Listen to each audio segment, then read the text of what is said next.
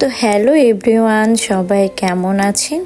তো আজকে সন্ধ্যা থেকে ভিডিওটা স্টার্ট করলাম। আজকে সন্ধ্যায় কী করলাম, তো সন্ধ্যাবাতি দেওয়ার জন্যে ঠাকুর ঘরের সামনের জায়গাটা মুছে নেব, পুজোটাও দিয়ে দেব, কেননা আমার শাশুড়ি মা বাসায় নেই, বাসায় আর কেউই নেই।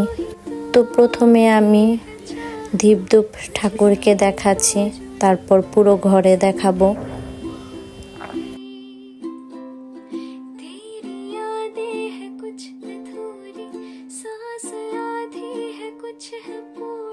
এটা হচ্ছে আমার ঘরে একটা জায়গায় আমি একটু গীতা রেখেছি আর ঠাকুরের কয়েকটা মূর্তি আর ছবি রেখেছি।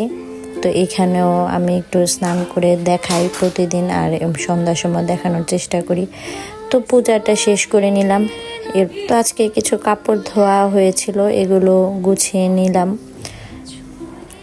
গোছানোর পরে দেখা যাচ্ছে অনেকটা বেজে গেছে, তাই বাচ্চার জন্য দুধ আর কর্নফ্লেক্স খাবে, তো ওইটাই নিয়ে আসলাম।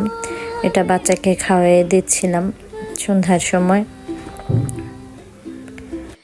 আমার বড় মেয়ে বাসায় নাই, তো ছোটোটারে নিয়েই পড়তে বসাচ্ছি। তো এটারে পড়তে বসাইতে গেলে অনেক প্যারা, অনেক যন্ত্রণা করে, পড়তে বসতে চায় না।